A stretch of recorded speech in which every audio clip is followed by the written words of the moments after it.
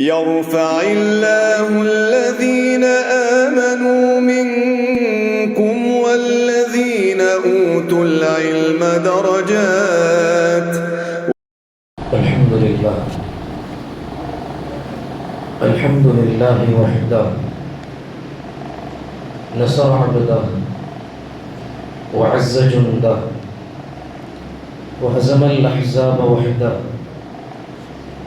أشهد أن لا إله إلا الله وحده لا شريك له وأشهد أن محمدا عبده ورسوله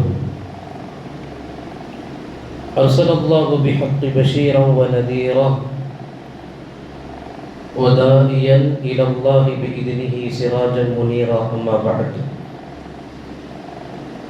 فقد قال الله تعالى في القرآن الكريم والفرقان الحميد بعد أعوذ بالله من الشيطان الرجيم بسم الله الرحمن الرحيم اهدنا الصراط المستقيم صراط الذين أنعمت عليهم غير المغضوب عليهم ولا الضالين آمين. صدق الله العظيم. உலகை படைத்து பரிபாலிக்குகிற எல்லாம் வல்ல அல்லாஹ் ஒருவனுக்கே புகழ் அனைத்தும் உரித்தாகுக. ஒப்பற்ற நாயகம் முக்காலம் போற்றும் முஹம்மதுர் ரசூலுல்லாஹ் ஸல்லல்லாஹு அலைஹி வஸல்லம் அன்னவர்கள் மீதும் அவர்களை அப்படியே பின்பற்றிய சத்திய சஹாபாக்கள், தாபிஈன்கள், தபஉத் தாபிஈன்கள், சுஹதாக்கள், நல்லோர்கள், குறிப்பாக இங்கு வந்திருக்கிற இன்னும் வர இருக்கிற நம் அனைவர்களின் மீதும் அல்லாஹுவின் அன்பும் அருளும் என்றும் நின்று நிலவட்டுமாக. ஆமீன். ஆரம்பமாக பதிலை எதிர்பார்த்தவனாய் அஸ்ஸலாமு அலைக்கும் வரஹ்மத்துல்லாஹி வபரகாத்துஹு. அன்பிற்கினிய இஸ்லாமிய சொந்தங்களே, அல்லாஹ் நம்முடைய வாழ்க்கையில் இது போன்ற புனித நாட்களை தருவது மிக பெரும் நிஅமத். இந்த நாட்களை பயன்படுத்தியோரின் பட்டியலில் அல்லாஹ் நம்மையும் நம்முடைய குடும்பத்தார்களையும் இணைப்பானாக. அன்பானவர்களே, பெருமானார் ஸல்லல்லாஹு அலைஹி வஸல்லம் இந்த சமூகத்திற்கு ஊட்டிய, இந்த சமூகத்திற்கு காட்டிய வழிகள் யாவை என்பதை நாம் தொடர்ந்து விவரித்து வருகிறோம். முதலில் சத்திய மார்க்கமான இஸ்லாத்தை விதைத்து, அதைத் தொடர்ந்து அந்த மார்க்கத்தின் வேர்கள் விடுதுகளான பள்ளிகளை உருவாக்கி, அதற்குள் மக்களுக்கான தேவைகளை உண்டாக்கிய முஹம்மதுர் ரசூலுல்லாஹி ஸல்லல்லாஹு அலைஹி வஸல்லம் சமூக உருவாக்க கட்டமைப்பில் அடுத்து எடுத்துக்கொண்ட பணி என்றால் அதை பெருமானார் ஸல்லல்லாஹு அலைஹி வஸல்லம் அவர்களின் எக்கச்சக்க ஹதீஸ் வரிகளில் நாம் உணரலாம். பெருமானாருடைய ஹதீஸோடு துவங்குகிறேன். நாயகம் ஸல்லல்லாஹு அலைஹி வஸல்லம் ஒரு ஹதீஸில் இவ்வாறு சொல்லுவார்கள்: 3 நபர்களின் சொர்க்க மாளிகைக்கு நான் பொறுப்பு. 3 பேரின் சொர்க்க மாளிகைக்கு நான் பொறுப்பு. முதலாவதாக முஹம்மது ஸல்லல்லாஹு அலைஹி வஸல்லம் விவரிப்பார்கள்: ஒருவருக்கு சண்டை ஏற்பட்டு, வீண் தர்க்கம் ஏற்பட்டு, விதண்டாவாதம் ஏற்பட்டு, அந்த பிரச்சனையில் அவர் பக்கம் நியாயம் இருந்த போதும் அல்லாஹுக்காக யார் சண்டையிடாமல் சண்டையை தவிர்த்து அந்த பிரச்சனையில் இருந்து ஒதுங்கிக் கொள்கிறாரோ அவருக்கு சொர்க்கத்தின் ஓரத்தில் ஒரு மாளிகைக்கு நான் பொறுப்பு என்று பெருமானார் சொல்லுவார்கள். இந்த ஹதீஸ் இப்னு மாஜாவில் வரும். சொர்க்கத்தின் ஓரத்தில் என்றால் நம்ம எல்லாருக்கும் புரிகிற மாதிரின்னா இது ஹார்ட் ஆஃப் சிட்டி. ஓரத்துலன்னா ஈசிஆர்ல ஒரு ஃபிளாட் வாங்குற மாதிரி, நதிக்கரை ஓரம். சொர்க்கத்தின் ஓரத்தின் அரண்மனைக்கு நான் பொறுப்பு. யார் வீண் பிரச்சனைகள் வந்தும் நியாயம் தன்புறம் இருந்தும் பிரச்சனை வேண்டாம் என்று ஒதுங்கிக் கொள்கிறாரோ அவருக்கு சொர்க்கத்தின் ஓரத்தின் ஒரு மாளிகைக்கு நான் பொறுப்பு. இது முதல் செய்தி. 2வது நபருக்கான பொறுப்பெடுக்கிறார்கள். யார் தன்னுடைய வாழ்க்கையில் எச்சூழல் ஏற்பட்டும் பொய்யே பேசாமல் இருக்கிறாரோ அல்லாஹுக்காக வேண்டி அவருக்கு சொர்க்கத்தின் நடுப்பகுதியில் ஒரு மாளிகைக்கு நான் பொறுப்பு. அப்படின்னா சிட்டிக்கு நடுவுல, ஹார்ட் ஆஃப் த சிட்டில ஒரு தரமான வீட்டுக்கு, வீடு இல்லை மாளிகைக்கு, கோட்டைக்கு நான் பொறுப்பு. 3வது தகவல் முஹம்மது ஸல்லல்லாஹு அலைஹி வஸல்லம் சொல்லுவார்கள்: யார் தன்னுடைய குணத்தை இந்த மார்க்கத்தில் அழகாக்குறாரோ அவருக்கு சொர்க்கத்தின் உயர்ந்த சொர்க்கமான ஜன்னத்துல் ஃபிர்தௌஸில் என் வீட்டுக்கு அருகில் அவருக்கென்று ஒரு மாளிகைக்கு நான் பொறுப்பு. அவருக்கென்று ஒரு மாளிகைக்கு நான் பொறுப்பு. இதை விவரிக்க வார்த்தை இல்லை. பெருமானார் ஸல்லல்லாஹு அலைஹி வஸல்லம் சொல்கிற மூன்றாவது நபருக்கான பொறுப்பு, இந்த மார்க்கத்தில் தன்னை புகுத்தி கொண்டவர், இஸ்லாமியனாக தன்னை அடையாளமிட்டவர், யார் இஸ்லாமியர்களாக வந்து தன் குணத்தை அழகாக்குறார்களோ உயர்ந்த சொர்க்கமான ஜன்னத்துல் ஃபிர்தௌஸில் என் வீட்டிற்கு பக்கத்தில் ஒரு மாளிகைக்கு நான் பொறுப்பு. அல்லாஹ் அந்த நசீபை நமக்கு தருவானாக. அன்பானவர்களே, இந்த சமூகத்தை பெருமானார் இபாதத்தில் எந்த அளவுக்கு கவனத்தோடு கட்டமைத்தார்களோ நல்ல குணங்களில் அந்த அளவுக்கு கட்டமைத்தார்கள். நல்ல குணங்கள், சமூகத்தின் வளர்ச்சியே நல்ல குணங்கள் தான். இமாம் ராஸி ரஹிமஹுல்லாஹ் தஃப்சீரே ராஸி, ரொம்ப அற்புதமான குர்ஆனின் விரிவுரை. இமாம் ராஸி ரஹிமஹுல்லாஹ் தஃப்சீரினுடைய முகத்திம ஆரம்பத்தில் பேசி வருவார்கள். ஈமான்னா என்ன அப்படின்னு இமாம் ராஸிகிட்ட கேட்கும்போது, இமாம் ராஸி ரஹிமஹுல்லாஹ் எழுதிய வார்த்தை இன்னும் தஃப்சீரில் இருக்கு 2 வார்த்தை தான். ஈமான்னா என்ன, இந்த 2 இருந்தா அதுதான் உண்மையான ஈமான் எழுதுறாங்க. முதலாவது என்ன தெரியுமா? தஅதீமுர் ரப், அல்லாஹுவை கண்ணியப்படுத்துவது. இது முதலாவது. அப்படின்னா என்ன அப்படின்னா அல்லாஹ்வின் சட்டங்களை அவன் சொன்ன மாதிரி நடப்பது. தொழுகை அவனுக்காக, ஜகாத்து அவனுக்காக, ஹஜ் அவனுக்காக, சதகா அவனுக்காக, எவையெல்லாம் அவன் சொன்னானோ அதை அல்லாஹுக்காக வென்று செய்வது தஅதீமுர் ரப். இரண்டாவது சொல்வார்கள் அஷ்ஷஃபகத்து அலல் ஹல்க், அல்லாஹ்வின் படைப்பினங்களின் மீது பண்போடு இருப்பது, மரியாதையோடு இருப்பது, அன்போடு இருப்பது. இதுதான் ஈமான். ஷஃபகத்து அலல் ஹக், தஅதீமுர் ரப், இந்த 2 வார்த்தை தான் ஈமான். அல்லாஹ்வின் மீது கண்ணியம், தவறு செய்தால் உடனே பயம், அல்லாஹ் பார்க்கிறான் என்று அல்லாஹ்வின் மீது கண்ணியம். இரண்டாவது ஷஃபகத்து அலல் ஹல்க், இது அல்லாஹ்வின் படைப்பு, இவன் என் சொந்தக்காரன், எனக்கு அதுல பிரச்சனை, எனக்கு இதுல பிரச்சனை, அதுவெல்லாம் இல்லை, என் ரப்பு படைத்த படைப்பு, எனவே அவன் மீது நான் பிரியமானவன். இந்த பிரியமும் அல்லாஹ்வின் மீது இருக்கிற மரியாதையும் தான் உண்மையான ஈமான் என்று இமாம் ராஸி எழுதுவார்கள். அன்பானவர்களே, அதற்கு கீழே ஒரு செய்தி சொல்வார்கள், ஷஃபகத்து அல் ஹல்க், படைப்பினங்களின் மீது மரியாதை, படைப்பினங்களின் மீது அன்புனா என்ன அர்த்தம் தெரியுமா? நல்ல குணங்களோடு அவர்களிடத்தில் நடந்து கொள்வது, நல்ல குணங்களோடு நடந்து கொள்வது அப்படின்னு பெருமானார் ஸல்லல்லாஹு அலைஹி வஸல்லமின் வழி நின்ற விளக்க உரையாளர்கள் பதிவு செய்வார்கள். இதைத்தான் அல்லாஹ் குர்ஆனிலே சொல்லுவான், யா அய்யுஹல்லதீன ஆமனூ, என்ன ஈமான் கொண்டவர்களே, இர்கஉ வஸ்ஜுது வஅபுது ரப்பக்கும். உங்க வேலை என்ன தெரியுமா? 2 தான். இந்த குர்ஆனுடைய வசனத்தில் அல்லாஹ் பேசுவான், வர்கஉ, எனக்காக ருக்கு செய்யுங்கள், வஸ்ஜுது வஅபுது, என்னையே வணங்குங்கள், எனக்காகவே சஜிதா இருக்கட்டும் சொல்லிட்டு அல்லாஹ் 2வது சொல்லுவான், வஃஅலுல் கைர், நீங்கள் நலவானதை மட்டுமே உங்களை சுற்றி இருப்பவர்களுக்காக செய்யுங்கள், நலவை மட்டும் செய்யுங்கள் உங்களை சுற்றி இருப்பவர்களுக்கு.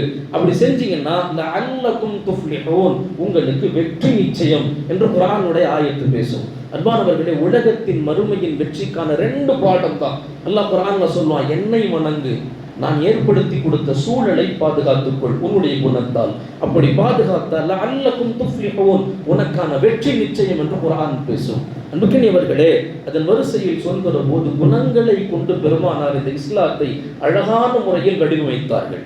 அழகான முறையில் ஈமான் என்றும் கோட்டைகளுக்கு குணங்கள் என்றும் விளக்குகள் அலங்காரம் என்று உலமாக்கள் சொல்லுவார்கள். ஈமான் என்ற கோட்டைகளுக்கு விளக்குகள் தான் அலங்காரம். எது தெரியுமா? குணங்கள் என்ற விளக்குகள் அலங்காரம். அப்படி இஸ்லாத்தை பெருமானார் ஸல்லல்லாஹு அலைஹி வஸல்லம் தன் குணத்தால் ரஹ்மத்துல் லில் ஆலமீன் வடிவமைத்தார்கள், உருக்கினார்கள், கட்டினார்கள், செதுக்கினார்கள்.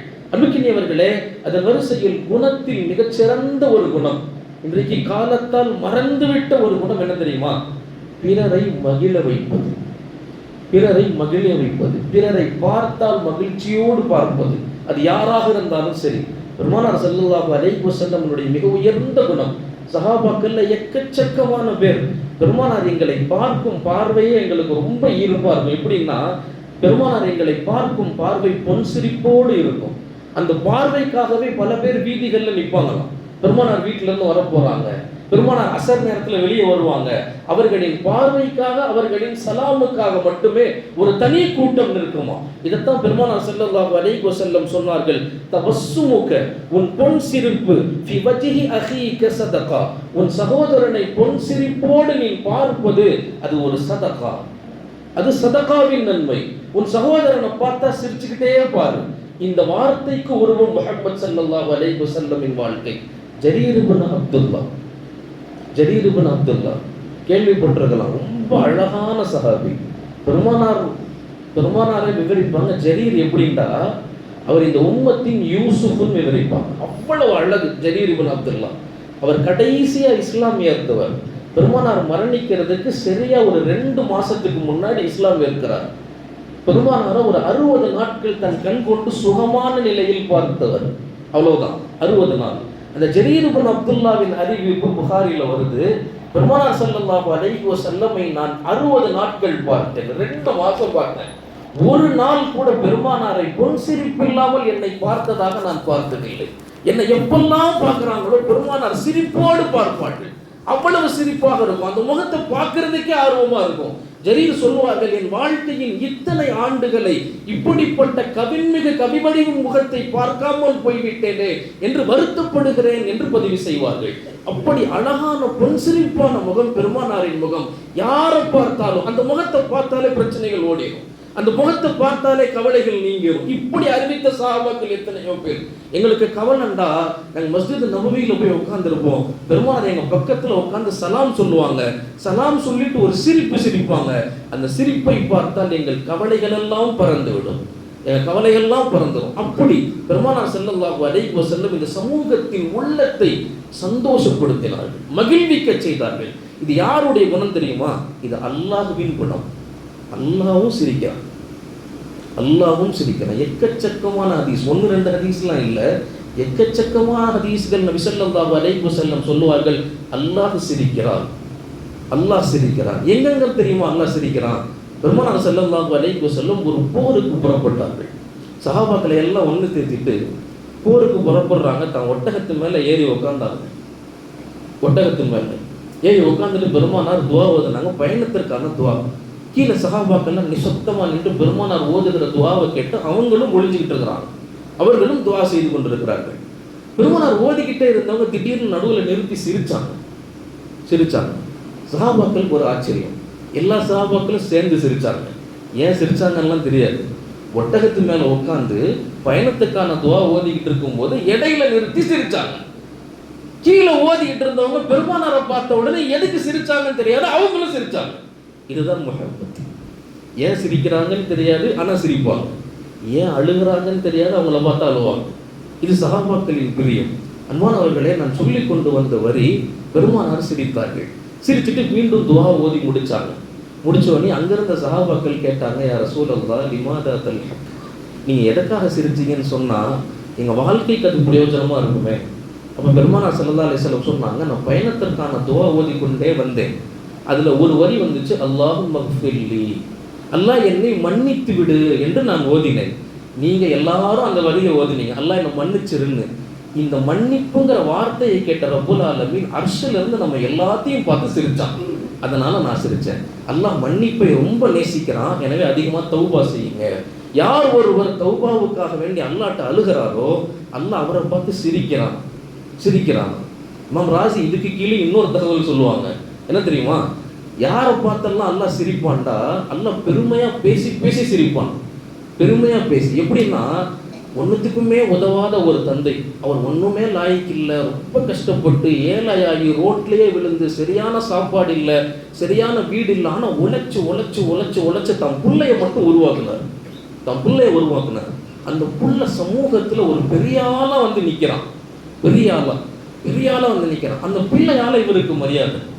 அந்த பிள்ளையுடைய வளர்ச்சியை பார்த்து அவன் நிற்கிற அந்த அந்தஸ்தை பார்த்து ஒரு தந்தை எப்படி பூரிச்சு என் பிள்ளைங்க அப்படின்னு சொல்லுவாரோ, இதை விட பன்மடங்கு அல்லாஹ் தன்கிட்ட உட்காந்து மன்னிப்பு கேட்குறவங்களை பார்த்து மக்கள் வழக்குகள்கிட்ட புகழ்வானோ. என்ன அடியார், என் ரப்புன்னு ஒருத்தன் இருக்கிறாங்கிறதுனால தான் தப்பு உணர்ந்து என்கிட்ட கண்ணீர் வடிக்கிறாங்க. அப்போ அல்லாஹ் சிரிக்குகிற முதல் இடம் என்ன தெரியுமா? ஒருத்தர் தௌபா செய்கிற போது அவரை பார்த்து அல்லாஹ் சிரிக்கிறான். இது முதல் விஷயம். ரெண்டாவது எங்க தெரியுமா அல்லாஹ் தஆலா சிரிக்கிறான்? அன்பானவர்களே, பெருமானார் ஸல்லல்லாஹு அலைஹி வஸல்லம் விவரிப்பார்கள். நீங்கள் எல்லாரும் கேள்விப்பட்ட ஹதீஸ் தான். ரொம்ப அற்புதமான ஒரு ஹதீஸ். கடைசியாக சொர்க்கத்திலிருந்து வெளியே வரக்கூடிய நபருடைய ஹதீஸ். நம்ம நிறைய முறை கேள்விப்பட்டிருப்போம். கடைசியாக அல்லாஹ் சொர்க்கத்திலிருந்து வெளியே கொண்டு வருவான், நரகத்திலிருந்து வெளியே கொண்டு வருவான். கொண்டு வந்த உடனே அங்கே ஜீவ நதி ஓடும். சொர்க்கத்துக்கும் நரகத்துக்கும் நடுவில் ஒரு நதி. உடம்பெல்லாம் விழும் பொண்கள், உடம்பெல்லாம் காயம், நரகத்துடைய நெருப்பால் பொசுக்கப்பட்ட உடல். வெளியே வந்தோடனே ராகத்துன்னு நினைப்பார். அந்த மலக்குகள் அவர் அப்படியே தூக்கி வந்து நதியில் போடுவாங்க. போட்டவர் இந்த பக்கம் வெளியே வருவார். அவருடைய உடலில் இருக்கக்கூடிய எல்லா காயங்களும் ஆறிடும். வெளியே வருவார். வெளியே வந்தோடனே அல்லாஹ்வை புகழ்வார். அல்லாஹ் தஆலா சொல்லும், அதோ தெரியுது பார் ஒரு மரம், அந்த மரத்துக்கிட்ட போய் உட்காந்துங்க, அந்த மரத்துக்கிட்ட போய் உட்காந்துங்க. நீ செஞ்ச தீமைகளுக்கு நான் இறக்கப்பட்டு உன்னை வெளியே கொண்டு வந்ததே பெரிய விஷயம். உன்னை சொர்க்கத்துக்கெல்லாம் கூட்டு போக முடியாது. அல்லாஹ் இது பெரிய விஷயம், நான் சொர்க்கம்லாம் வேண்டாம், அந்த மரத்தின் நிழல் போதும். அங்கே போய் உட்காந்துருவாரு. அல்லாஹ் மேல இருந்து ஒரு பழத்தை காட்டுவான். அல்லாஹ் மரத்தின் நிழல் கொடுத்தா பசிக்குது, பழம் வேணும், அதை மட்டும் பிரித்து சாப்பிட்டுக்கிறேன். சரி, அதை ஒன்று மட்டும் பிரிச்சுக்க. சாப்பிடுவார். அந்த ஒரு கனியின் சுவை 70,000 வருடங்கள் அந்த கனியின் இன்மையிலேயே மூழ்கி இருப்பார். சாப்பிட்டு பார்ப்பாரு, அதுக்கு பக்கத்தில் இன்னொரு பெரிய மரம். அல்லாஹ் இந்த மரத்துலேருந்து அந்த மரத்துக்கு ஷிஃப்ட் ஆகிக்கிட்டா, இங்கேருந்து அங்கே, சரி போ, அங்கே போவான். அங்கேருந்து அங்கே இருக்கிற மரத்தின் கனி இதோட வித்தியாசமாக இருக்கும். ஒரு வாய் சாப்பிட்டுட்டா சாப்பிடுவான். சாப்பிட்டு முடிச்சு சொர்க்கத்தின் வாசல் கிட்ட இன்னொரு மரம், அங்கே போயிடவா, அங்கே போ, அங்கே போய் உட்காந்து அந்த மரத்தின் கனி. நீ என்ன சொன்ன? அங்கிருந்து இங்கே, இங்கிருந்து இங்கே, இங்கிருந்து இங்கே, சொர்க்கத்தின் வாயில் வரைக்கும் வந்துட்டியே. ஆமாம் இல்லை, அப்படியே சொர்க்கத்தை மட்டும் பார்த்துட்டு வந்துடவா. அவன் கேட்குற வார்த்தை இப்படி வருமா? நான் சொர்க்கத்தை மட்டும் எனக்கு அனுமதி கொடு, நான் சொர்க்கத்தை மட்டும் பார்த்துட்டு இங்கே வந்துடவா. இதை கேட்டு அல்லாஹ் சிரிப்பான். உனக்குத்தான் அந்த சொர்க்கம் உள்ள போன நல்லா அமைச்சிருவோம். அன்பானவர்களே, இப்படி அல்லாஹ் சிரிக்கிற இடங்கள். இன்னொரு இடம் இருக்கு, என்ன தெரியுமா? ஒரு கணவன் மனைவி அன்பாக பேசுகிறதை பார்த்து அல்லாஹ் சிரிப்பான். ஒரு கணவன் மனைவி அன்பாக உட்காந்து பேசுகிறாங்கல்ல, அந்த நேரத்தை அல்லாஹ் தஆலா அந்த கணவன் மனைவியை பார்த்து அல்லாஹ் சிரிப்பானா. அன்பானவர்களே, நாம் எவ்வளவு நேரங்கள் அல்லாஹ்வின் சிரிப்புக்காக பயன்படுத்திருக்கிறோம் பாருங்க. நண்பர்களோடு சிரித்து பேசுவோம், முகமே தெரியாதவனோட இன்ஸ்டாகிராமில் சிரித்து பேசுவோம், ஃபேஸ்புக்கில் சிரித்து பேசுவோம், அவனுக்காக கவலைப்படுவோம், அவனுக்காக சிரிப்போம். எவனோ ஒருத்தர் சாதிச்சுட்டா வண்டி வாங்கினாலும் அவனுக்கு லைக் போடுவோம், கமெண்ட் பண்ணுவோம். வீட்டுக்காரமாக வைக்கிற சால்னாவும் புகழ்ந்து பேசிடவே மாட்டோம். அங்கே சிரிக்கிறத அல்லாஹ் ரசிக்கிறான், அங்கே சிரிக்கிறோம். அன்பானவர்களே, நான் சொல்லி கொண்டு வந்தது அல்லாஹ் சிரிக்கிறான். இப்படி எக்கச்சக்கமான இடங்கள் அல்லாஹ் அடியார்களை பார்த்து சிரிக்கிற இடங்கள். இன்னொன்று என்ன தெரியுமா? பெருமானார் ஸல்லல்லாஹு அலைஹி வஸல்லம் சிரிக்க வச்சிருக்கிறாங்க. பெருமானார் அதிகமாக அழக்கூடியவர்கள், ஆனால் தன்னை சுற்றி இருக்கிறவங்களை எப்பயுமே சிரிப்போடு தான் வச்சிருப்பாங்க. யாருக்காவது ஏதாவது ஒரு கவலைன்னா பெருமானார்னால தாங்க முடியாது. நேராக அங்கே போய் உட்காந்து அந்த கவலைக்கான மருந்து சொல்லி அவ ஆறுதல் படுத்தி தான் ஏற்று வருவாங்க. இப்படி பெருமானார் ஸல்லல்லாஹு அலைஹி வஸல்லம் அவர்கள் சஹாபாக்களுக்காக எத்தனையோ சிரிச்ச ஹதீஸ்கள் உண்டு. தபூக் போர் முடிஞ்சு பெருமானார் வீட்டுக்கு களைப்பாக வந்தாங்க. ஆயிஷா ரலியல்லாஹு அன்ஹா மனைவிகள்லேயே ரொம்ப வயசு கம்மி, சின்ன பிள்ளை. வீட்டுக்கு வந்தாங்க. பெருமானார் டயர்டாக வந்து உட்காந்துருக்கிறாங்க. ஆயிஷா ரலியல்லாஹு அன்ஹா சின்ன பிள்ளைன்றனால நிறைய பொம்மைகள் தானாக கையில் செஞ்சு வச்சுருப்பாங்க, நிறைய பொம்மை. பெருமானார் உட்காந்துருக்கிறாங்க. வீட்டில் காற்று வீசிட்டு ஸ்க்ரீன் விலகிச்சு உள்ளே இருக்கிற ஒரு சின்ன அலமாரி மாதிரி ஒரு சின்ன செல்ஃப் வச்சுக்கலாமே. அந்த செல்ஃபில் இருந்த ஒரு பொம்மை, அது கண்ணுக்கு தெரிஞ்சது பெருமானாருக்கு ஒரு குதிரை பொம்மை. அந்த பொம்மையை பெருமானார் எடுத்தாங்க. பார்த்து கேட்டாங்க, என்ன ஆயிஷா, உன் குதிரைக்கு ரெக்கையெல்லாம் இருக்குது, அது 1 இல்லை 2 இல்லை நிறைய ரெக்கைகள் உன் குதிரைக்கு இருக்குதுன்னு கேட்டாங்க. ஆயிஷா ரலியல்லாஹு அன்ஹா சொன்னாங்க, என் குதிரைக்கு என்ன ரெக்கை இல்லாமல் இருக்கிறது என்ன தப்பா? சுலைமான் அலைஹிஸ்ஸலாம் காற்றுல பறந்தார்னு சொன்னீங்க, அப்போ அவங்க குதிரைக்கு எத்தனை ரெக்கை இருந்திருக்கும், அப்போ என் குதிரைக்கு இருக்கக்கூடாதா அப்படின்னு கேட்டான். இது கேட்டோன்னே பெருமானார் ஸல்லல்லாஹு அலைஹி வஸல்லம் சிரிச்சாங்க. சுலைமான் அலைஹிஸ்ஸலாம் குதிரையில் பறந்தாங்கன்னு இல்லை, அவங்க காற்றுல நின்றா அந்த காற்றே கொண்டு போய் அங்கே விட்டுரும். இது சின்ன குழந்தைகளின் பேச்சுவார்த்தை. அதை பெருமானார் ஸல்லல்லாஹு அலைஹி வஸல்லம் ரசித்தார்கள், சிரித்தார்கள் என்று பல ஹதீஸ்கள் உண்டு.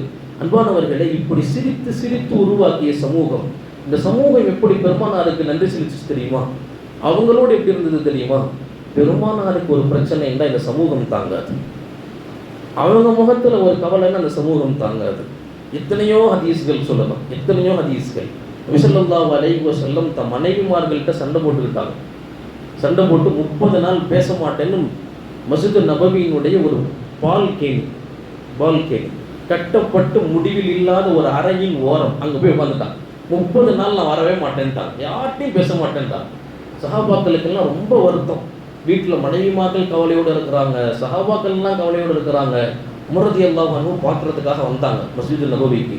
வந்தால் கீழே சஹாபாக்கள் எல்லாம் உட்காந்துருக்கிறாங்க, மேலே பெருமானாரின் அறை இருக்குது. அறையின் காவலராக ஹஜ்ரத் பிலால் ரலியல்லாஹு அன்ஹு. உள்ளே யாரும் வரக்கூடாது, யாரையும் நான் பார்க்க தயாராக இல்லை. ஆனால் உள்ள அபூபக்கர் மட்டும் உள்ளே இருக்கிறாங்க பெருமானாரோட. உள்ளே வந்தாங்க, சஹாபாக்கள் கிட்ட எல்லாம் உட்காந்தாங்க. நபியை பார்க்க முடியுமா? முடியாது, நீங்கள் வேணால் போய் கேட்டு பாருங்க. நேராக பிலால்கிட்ட வந்தாங்க, நான் வந்திருக்கிறேன்னு பெருமானார்கிட்ட சொல்லுங்கள், கொஞ்சம் சந்திக்க முடியுமான்னு வாய்ப்பு கேளுங்க. பிலால் ரலியல்லாஹு உள்ளே போனாங்க, திருப்பி வெளியே வந்து முடியாதுன்ட்டாங்க. போய் கொஞ்ச நேரம் பள்ளிவாசலில் உட்காந்துட்டாங்க. திருப்பி கொஞ்ச நேரம் கழிச்சு வந்து கேட்டாங்க, நான் பெருமானாரை பார்க்கணும், வாய்ப்பு இருக்குமா? உள்ளே போய் கேளுங்க. திருப்பி போய் கேட்டாங்க, திருப்பி வந்து சொன்னாங்க முடியாதுன்ட்டாங்க. கொஞ்ச நேரம் பள்ளிவாசலில் உட்காந்து மீண்டும் வந்தார். வந்து நான் எப்படியாவது பார்க்கணும், ஒரு வாய்ப்பு. பெருமானார் சரி உள்ளே வர சொல்லுங்கன்ட்டாங்க. உள்ளே போன உடனே ஹஜ்ரத் உமர் ரலியல்லாஹு அன்ஹு தான் இந்த ஹதீஸ் அறிவிப்பாங்க. பெருமானாருடைய அந்த சூழ்நிலை எப்படி இருந்துச்சுன்னா, அபூபக்கர் அமைதியாக இருக்காங்க, பெருமானார் கவலையோடு தலை குடிஞ்சு உட்காந்துருக்கிறாங்க. மஸ்ஜிதே நிசப்தமாக இருக்குது. எல்லாத்தையும் சிரிக்க வச்ச எங்கள் ரசூல் தான் இன்றைக்கி சிரிக்காமல் இருக்கிறாங்க. அவங்கள எப்படியாவது சிரிக்க வச்சிடணும். உமர் ரலியல்லாஹு அன்ஹுடைய குணம் சுஜாஅத். அவங்களுக்கு சிரிப்புலாம் வராது, அவ்வளோ சீக்கிரம் சிரிக்க வைக்கவும் முடியாது. தான் சிரிக்கிறதே பெரிய விஷயம், இல்லை மற்றவங்களை சிரிக்க வைக்கணும்னா எப்படி? அவர் சொல்லுவார் அந்த ஹதீஸ்ல, என்னால் பிறரை சிரிக்க வைக்க முடியுமான்னு எனக்கு தெரியல, ஆனால் நான் உள்ள போகும்போது ஒரு நீயத்தோட போனேன். இதுவரைக்கும் சிரிப்போடு பார்த்த எங்கள் நாயகம் இன்றைக்கு கவலையோடு இருக்கிறார்கள், எப்படியாவது சிரிக்க வைக்கணும். கிட்ட போய் உட்காந்துட்டு உமர் ரலியல்லாஹு அன்ஹு சொன்னாங்க, யா ரசூலல்லாஹ், நம்ம பொம்பளைங்க மக்கால இருந்த வரைக்கும் கரெக்டாக இருந்தாங்க, நம்ம பேச்சை கேட்டாங்க, நம்ம நில்லுனா நின்னாங்க, உட்காருனா உட்காந்தாங்க. ஆனால் மதினாவுக்கு வந்ததுலேருந்து எல்லாம் மாறிட்டாங்க. மதினா பெண்கள் எல்லாம் கொஞ்சம் தைரியமானவங்க, துணிச்சலானவங்க. நாம தான் நம்ம மனைவிகளை அங்கே கை நீட்டுவோம், இங்கே அப்படியே மாற்றமாக இருக்குது. மதினாவினுடைய பெண்கள் தன் கணவனின் மீது கை நீட்டுறாங்க. இந்த பாதிப்பு தான் நம்ம பெண்களுக்கெல்லாம் வந்துருச்சோ அப்படின்ற அபூபக்கர் ரலியல்லாஹு ஓரக்கண்ணில் பெருமானாரை பார்த்துட்டு அப்படியே உமர் ரலியல்லாஹு பார்த்தாங்க. உமர் ரலியல்லாஹு நிறுத்தலை. இன்னைக்கு என்னாச்சு தெரியுமா காலையில்? இது அப்படியே ரிவாயத்து புகாரியில் இருக்குது. இன்னைக்கு என்னாச்சு தெரியுமா காலையில்? என் வீட்டில் இருந்து புறப்பட்ட யா ரசூலல்லாஹ், என் மனைவி ஒரு பொருள் கேட்டா. இது உமர் ரலியல்லாஹு அன்ஹுல தைரியமான ஆள்ல, அதெல்லாம் முடியாதுன்ட்டேன். நீட்டின கையை வடைச்சு என் கழுத்தில் கையை வச்சு மரியாதையை வாங்கி கொடுத்துட்டு போங்கன்ட்டா. இதை நான் எங்கே போய் சொல்லுவேன், நீங்கள் சொல்லுங்களேன். உடனே என் வீட்டில் இருக்கக்கூடிய எல்லா பொருளையும் என் மனைவிட்ட கொடுத்துட்டே வந்துட்டேன். இதை கேட்ட உடனே பெருமானார் சிரிச்சிட்டாங்க. சாதாரணமாக சிரிக்கல, கடவாப்பல் தெரிகிறதுக்கு சிரிச்சிட்டாங்க. இது உமர் ரலியல்லாஹு அன்ஹு ரொம்ப சந்தோஷமாக சொல்லுவாங்க, என் நாயகத்தை நான் சிரிக்க வைத்தது என் வாழ்க்கையின் பொக்கிஷமான தருணம்னு சொல்லுவாங்க. அன்பானவர்களே, சஹாபாக்கள் பெருமானாரினுடைய நிழலால் வளர்க்கப்பட்டவர்கள். தான் எவ்வளோ கஷ்டப்பட்டாலும் சரி, மற்றவங்க கஷ்டப்படக்கூடாது. பெருமானார் ஸல்லல்லாஹு அலைஹி வஸல்லம் ஒரு முறை ஒரு போர் முடிச்சுட்டு கொஞ்சம் கவலையாக பள்ளிவாசலில் உட்காந்துருக்கிறாங்க. கவலையா ஷுஹைப் இப்னு சினான் ரலியல்லாஹு அன்ஹு. ஷுஹைப் இப்னு சினான் அவருக்கு கடுமையான கண் வலி. பெருமானார் கிட்ட வந்து உட்கார்ந்தாரு, அசருக்கு பின்னாடி வந்தார், பக்கத்தில் உட்கார்ந்தாரு. பெருமானார் கொஞ்சம் கவலையாக இருக்கிறாங்க. ஷுஹைப் இப்னு சினானுக்கு கண் வலி, ஒரு பேரித்தம்பழம் குலை வந்துச்சு. கொண்டு வந்து வச்சாங்க. வச்சு எல்லாரும் சாப்பிட்டாங்க. ஷுஹைபும் அதில் கையை வைக்க போனார். அரபுகளுடைய பழக்கம் என்னன்னா, அது சூடான பூமி. கண்ணு வலி வந்தால் பேரிச்சம்பழம் சாப்பிட மாட்டாங்க. பேரிச்சம்பழம் இன்னும் உஷ்ணத்தை ஏற்படுத்தி கண்ணு வலி அதிகமாகிடலாம். ஷுஹைப் என்ன பண்ணார், வேகமாக டக்குன்னு கூடையில் கை விட்டு பழத்தை அள்ளினார். பெருமானார் அவரை பார்த்துக்கிட்டே இருந்தாங்க. அந்த கூடை நம்பிக்கிட்ட வந்துச்சு. ஷுஹைப் அந்த பழத்தெல்லாம் தம் மடியில் வச்சுட்டு ஒரு பழத்தை பிரித்து வாயில் வைக்க போனார். பெருமானார் கேட்டாங்க, ஷுஹைப், கண்ணு வலியாக இருக்குது, பழம் சாப்பிட்றீங்களே அப்படின்னு கேட்டாங்க. பெருமானாரை சிரிக்க வைக்கணுங்கிறது அவருடைய மக்சது. அதுக்கு தான் உட்கார்ந்துருக்கிறார் பழக்கூடை. அவர் சொன்னார், யா ரசூலல்லாஹ், இந்த பக்கம்தான் கண்ணு வலி, அல் யமீன் வலா யசாருன்றார். யா ரசூலல்லாஹ், எனக்கு வலது தான் கண்ணு வலி, இடது கண் நல்லா தானே இருக்குது, இந்த பக்கம் இருக்கிற பல்லில் மெண்டு சாப்பிட்டுக்குவோம், இந்த பக்கம் வராமல். பெருமானார் சிரிச்சிட்டாங்க. அன்பானவர்களே, நான் சொல்ல வந்தது, ஷுஹைப் ரொம்ப சந்தோஷமாக எழுந்து போனார். இப்படி சஹாபாக்கள் பெருமானாரினுடைய முகத்தில் ஒரு சின்ன வடு வந்தா தாங்க மாட்டார். பெருமானார் தன் தோழர்களின் முகத்தில் ஒரு கவலையை காயத்தை பார்த்தா தாங்க மாட்டார். இப்படி பலர்களை சந்தோஷமாக வைத்து ஒரு சமூகம் உருவானது.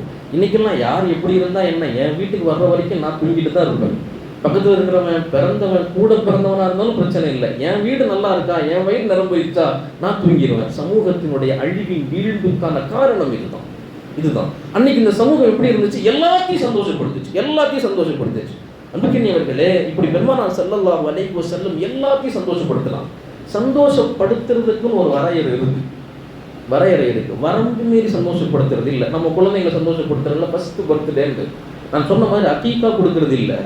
குழந்தைங்க ஃபர்ஸ்ட் பர்த்டேக்கு 50,000 ரூபாய்க்கு செலவு பண்ணி எல்லாத்தையும் கூப்பிட்டு பிரியாணி போட்டு கேக் வெட்டணும்னு எந்த மார்க்கம் சொல்லுச்சு? இது சந்தோஷம் அல்ல, அழிவு, நாசம். இன்னைக்கு எதுவெல்லாம் அநியாயமோ, ரீல்ஸ் இன்னைக்கு சந்தோஷம் ஆயிடுச்சு, குடும்ப உறவுகள் கசப்பாயிடுச்சு, நண்பர்கள் இன்னைக்கு சுகமாயிட்டாங்க, பெற்றோர்கள் இன்னைக்கு வெறுப்பாயிட்டாங்க, மனைவி இன்னைக்கு வித்தியாசமா தெரிகிறா, கண்டவளோட சாட் பண்றது பேசுறது இன்பமாக தெரிகிறது. இன்னைக்கு எதுவெல்லாம் அசிங்கமோ அதுவெல்லாம் இன்பமாகவும், எதுவெல்லாம் அல்லாஹுவால் இன்பமாக கொடுக்கப்பட்டதோ அதுவெல்லாம் அசிங்கமாகவும் தீண்டத்தகாததாகவும் இன்றைக்கு சமூகத்தின் பார்வை எவ்வளவு தூரம் மாறி போயிடுச்சு பாருங்க. இப்படி சமூகத்தின் பார்வை மாறாத வரைக்கும் நிம்மதிங்கிறது எந்த வீட்லையும் கிடைக்காது. அன்பானவர்களே, பெருமானார் ஸல்லல்லாஹு அலைஹி வஸல்லம் வரையறை வச்சாங்க. எதுல சந்தோஷம், உன் சகோதரனை எப்படி சந்தோஷப்படுத்தணும். பெருமானார் அழகா ஹதீஸ் சொன்னாங்க. 3 விஷயங்கள் உன் சகோதரனுக்கான சந்தோஷம். நீ உன் சகோதரனை சந்தோஷப்படுத்தணுமா, அவனுக்கு விலை உயர்ந்த கிஃப்ட் வாங்கி தரணும், கார் வாங்கி கொடுக்கணும், என் பிள்ளைக்கு அந்த மாதிரி ட்ரெஸ், இந்த மாதிரி ட்ரெஸ், என் பிள்ளைக்கு நான் லட்சக்கணக்கில் கல்யாணம், இந்த மண்டபத்தில் சாப்பாடு, இவர் தான் கேட்றீங்க, எதுவுமே தேவையில்லை. பெருமானார் வரையறுக்கிறாங்க. சந்தோஷம்னு நீங்க சமூகத்தை அழிவுக்கு கொண்டு போயிடக்கூடாது. அதையும் மார்க்கம் நிறுத்துது. எது தெரியுமா சந்தோஷம், எங்க தெரியுமா சந்தோஷம் நிற்கணும்? பெருமானார் சொன்னாங்க 3 செயல்கள்ல சந்தோஷம். முதல்ல பெருமானார் ஹதீஸ் ஆரம்பிச்சாங்க. அஹப்புல் அமாலி இலல்லாஹி அஸ்ஸ வஜல், அல்லாஹ் கிட்ட ரொம்ப பிரியமான அமல் என்ன தெரியுமா? முதலாவது சொன்னாங்க சுரூருன் யுத்கிலுஹு அலா முஸ்லிம், ஒரு முஸ்லிமின் உள்ளத்தில் சந்தோஷத்தை விதைப்பது. சுரூருன் யுத்கிலுஹு அலா முஸ்லிம், ஒரு முஸ்லிமின் உள்ளத்தில் சந்தோஷத்தை விதைப்பது. இது பெருமானார் ஸல்லல்லாஹு அலைஹி வஸல்லம் தன்னுடைய வாழ்க்கை முழுக்க சுனன் இப்னு மாஜால, அதே போல சுனன் நஸஈல 2 கிதாபுலையும் ஜனாசாவினுடைய பாடத்தில் இந்த ஹதீஸ் வரும். சுருக்கமாக சொல்றோம். பெருமானார் ஸல்லல்லாஹு அலைஹி வஸல்லம் சபைக்கு ஒரு சஹாபி மதீனாவினுடைய கடைசியில இருந்து வருவார். அவருக்கு ஒரு சின்ன குழந்தை எப்பயுமே கூட்டிட்டு வருவார். சபையில் அந்த புள்ள என்ன செய்யணும்னா அத்தாவுக்கு பின்னாடி போய் உட்காரும். பெருமானார் என்ன செய்வாங்க, அதை பார்த்துக்கிட்டே இருப்பாங்க. அவர் அந்த புள்ளையை தூக்கி தான் மடிக்கு முன்னாடி உட்கார வச்சு நபி ஸல்லல்லாஹு அலைஹி வஸல்லம் உபதேசங்கள்லாம் கேட்டுட்டு 2 பேரும் கை பிடிச்சிட்டு போயிடுவாங்க. இது பெருமானார் நீண்ட காலமாக ரசிச்சுக்கிட்டே வந்தாங்க. கொஞ்ச நாள் அந்த சஹாபி வரலை. பெருமானார் கேட்டாங்க, என்ன ஆச்சு, ஏன் அவரும் அவருடைய குழந்தையும் ரொம்ப நாளாக மஜ்லிஸ்க்கு வரல, என்னாச்சு? அப்போ சஹாபாக்கள் சொன்னாங்க, யா ரசூலல்லாஹ், அவரின் மகன் மரணித்து விட்டார், அதனால ரொம்ப மனசு உடஞ்சு போய் வீட்டிலே இருக்கிறார், அவர் வெளியே வரல. அப்படியா, வாங்க நாம எல்லாரும் போவோம் அவர் வீட்டுக்கு. பெருமானார் ஸல்லல்லாஹு அலைஹி வஸல்லம் அவர் வீட்டுக்கு போனாங்க. போய் அற்புதமான வாசகங்கள் போய் உட்காந்து பெருமானார் ஸல்லல்லாஹு அலைஹி வஸல்லம் சொன்னாங்க, தோழரே, நான் உங்களுக்கு 2 விதமான செய்தி சொல்றேன். நீங்கள் 2இல் எதை எடுப்பீர்கள் என்று யோசியுங்கள், அதற்காக நான் துஆ செய்கிறேன். அவர் கேட்டார், என்ன யா ரசூலல்லாஹ்? முதலாவது, அல்லாஹ் இந்த உலகத்தை சோதனை களமாக படைத்தான். உங்க குழந்தைய அல்லாஹ் அங்கிருந்து உங்கள்கிட்ட இருந்து கைப்பற்றிட்டான். இது உங்களுக்கான சோதனை. இதுல முதல் செய்தி என்னன்னா, இந்த சோதனையான உலகத்தில் நீண்ட ஆயுள் பெற்று உங்கள் மகன் வாழ்வதை நீங்கள் ஆசைப்படுகிறீரா, அல்லது நாளைக்கு மறுமையினுடைய 8 வாசல்களையும் சொர்க்கத்தின் வாசல்களை துறந்து உங்களை வரவேற்க உங்கள் மகன் சொர்க்கத்தின் வாசலில் நிற்பதை நீங்கள் ஆசைப்படுகிறீரா என்று கேட்டான். அவர் சொன்னார், என் மகன் இங்க இருக்கிறதோட அங்க நிம்மதியா இருக்கிறதா எனக்கு வேணும்ன்றார். நான் அதற்காக துஆ செய்கிறேன், நீங்களும் சொர்க்கவாசி, மரணித்த உங்க மகனும் சொர்க்கவாசின் தான். அன்புக்கினியவர்களே, இது ஆறுதல், மௌத் வீட்டில் ஆறுதல். எங்க யார்கிட்ட இப்படி பேசணும்? அன்பானவர்கள், இன்றைக்கு நம்மள்கிட்ட இருக்கிற பெரிய குறை என்ன தெரியுமா? நாம பிறர்களை சிரிக்க வைக்கிறோன்னு பல பேரை காயப்படுத்திடும். அல்லாம இப்னு கையிம் ரஹிமஹுல்லாஹ் சொன்னாங்க, சிரிக்க வைக்கிறோம் என்று பலர் பேர்களை நீங்க காயப்படுத்துறதின் அந்த சிரிப்பு எப்படிப்பட்டது தெரியுமா? நாளை உங்கள் மறுமைக்கான மிக பெரும் அழுகை குரலாய் அந்த சிரிப்பு உருவாகிவிட்டது உலகத்துல. இன்னைக்கு 4 பேர்த்த பார்த்து 4 பேரை சிரிக்க வைக்கிறதுக்காக ஒருத்தரை நீங்க சிரிக்க வைக்கிறது, கஷ்டப்படுத்துறதுங்கிறது நாளை உங்கள் மறுமையின் கூக்குரலுக்கு சமம். நாளைக்கு மறுமையில அழுக தயாராக இருங்க. இன்னைக்கு 4 பேரை கஷ்டப்படுத்துறது. சிரிப்புங்கிறது பிறர்களை கஷ்டப்படுத்தி வருவதல்ல, சிரிப்புங்கிறது பிறர்களின் கவலைகளை நீக்குவதற்காக வருவது, கவலைகளை நீக்கிறதுக்காக வருவது. இதுதான் சிரிப்பே தவிர, இதற்கு மாற்றமாக பிறர்களை ஏளனப்படுத்தி சிரிப்பது அது சிரிப்பில்லை, அது பரக்கத்திற்கு மாற்றமான முசீபத்து, அது ஏளனம் செய்வது. பிறர்களை பரிகாசம் செய்வது, இதை பெருமையா நினைக்கிறது இன்னைக்கு சமூகத்தினுடைய மிகப்பெரிய நோய். என்ன தெரியுமா? குடும்பங்களுக்கு நடுவுல சந்தோஷங்கிறது கிடையாது, ஆனால் மாற்றாக இன்னைக்கு மற்ற எல்லா இடத்துலயும் சந்தோஷத்தை தேடிட்டு இருக்கிறான். மற்றவங்களுடைய கேலி கிண்டல், உருவ கேலி, மற்றவங்களை குறை சொல்றது, குறை பேசுறது, அவனை பார்த்து சிரிக்கிறது, இவனை பார்த்து சிரிக்கிறது. இன்னைக்கெல்லாம் காலத்தினுடைய மிக மோசமான கேவலமான ஈனத்தனமான ட்ரெண்ட் என்ன தெரியுமா? பிராங்க் பண்றது. பிராங்க் பண்றது. ஒரு சமூகத்தை ஏமாத்துபவன் நரகத்துக்கு போவான்தான். ஆனா இன்னைக்கு வாலிபர்கள்ட்ட சகஜமானது எது செஞ்சாலும் நான் பிராங்க் பண்ணேன், ஏமாத்தினேன், சர்ப்ரைஸ் பண்ணேன். இது என்ன மார்க்கம் சொல்லி கொடுத்த உசூலா? இது சொல்லி கொடுத்தோம். இந்த பிராங்க்ல எப்படி சமூகத்தின் வளர்ச்சி ஏற்படும்? அன்புல கூட சிரிப்புல கூட மார்க்கம் எவ்வளவு அழகான வழிமுறைகளை கற்றுக் கொடுக்குது பாருங்க. இதுதான்டா அசல் சிரிப்பு. இது இன்னொருத்தனை ஏளனம் பண்றது, இன்னொருத்தனை பயமுடுத்துறது, இன்னொருத்தனை பதட்டப்படுத்துறது. அதன் மூலமாக நீங்கள் சிரிப்பது சிரிப்பல்ல, உங்கள் அழிவது. அது அழிவது. நீங்கள் சிரித்தால் ஆயுள் கூடும், முசீபத்துல தான் போகும். இது சிரிப்பால் கிடைக்கும் சந்தோஷம் அல்ல, இது ஆயுளுக்கான பரக்கத் அல்ல.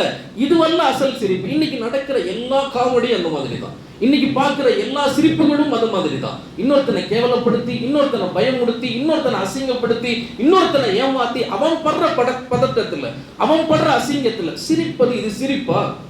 இது சிரிப்பா?